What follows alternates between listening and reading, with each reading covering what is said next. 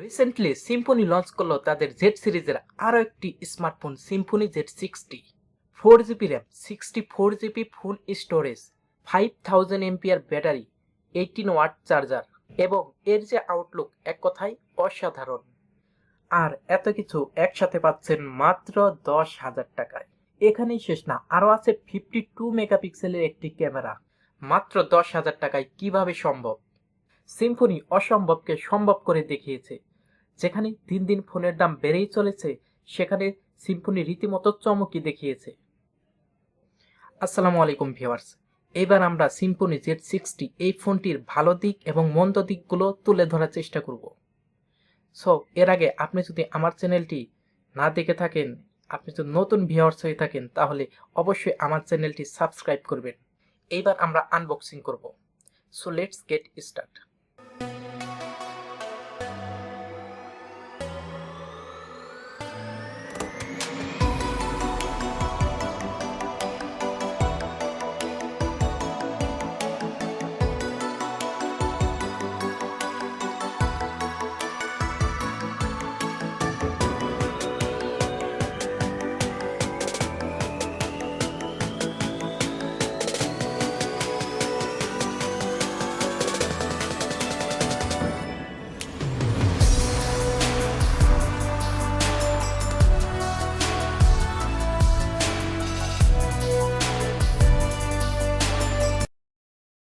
এই ফোনটি দুটি ভেরিয়েন্টে লঞ্চ করা হয়েছে, একটি 464 এবং অপরটি 364।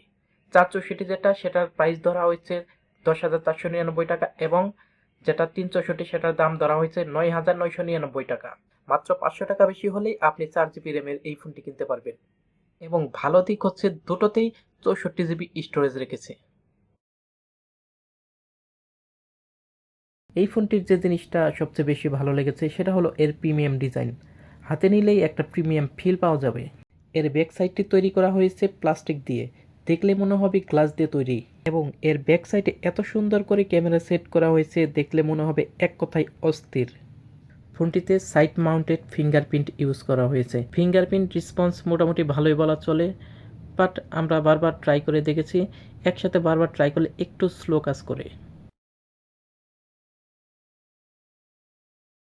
ডিসপ্লে সেকশনে 6.52 ইঞ্চির আইপিএস এলসিডি ডিসপ্লে ইউজ করা হয়েছে।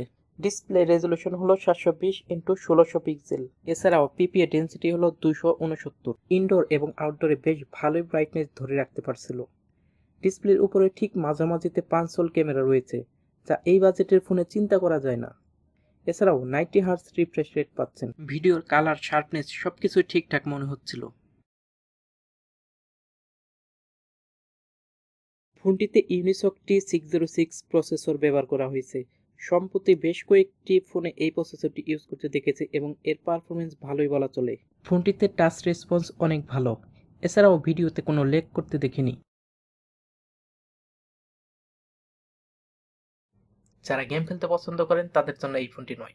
সত্যি কথা বলতে এটা কোনো গেমিং ফোন না, বাট আপনি হালকা গেমগুলো খেলতে পারেন, চাইলে টুকটাক ফ্রি ফায়ারও খেলতে পারেন, বাট তেমন মজা পাবেন না। আসলে চার্জার নিয়ে কথা বলার কিছু নাই। 10,000 টাকায় এত কিছুর সাথে 18 ওয়াটের যে একটি চার্জার দিয়েছে, এটাই আলহামদুলিল্লাহ। ফোনটির প্রাইমারি ক্যামেরা হিসেবে থাকছে 52 মেগাপিক্সেলের একটি ক্যামেরা এবং এর সাথে থাকছে 2 মেগাপিক্সেলের একটি ডেপথ ক্যামেরা।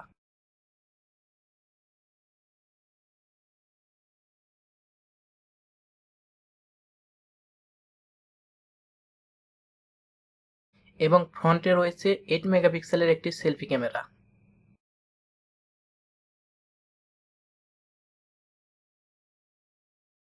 আপনি যদি চিন্তা করেন 10,000 টাকার মধ্যে কোনো ফোন কিনবেন, তাহলে আপনার লিস্টে এটা রাখলেও রাখতে পারেন।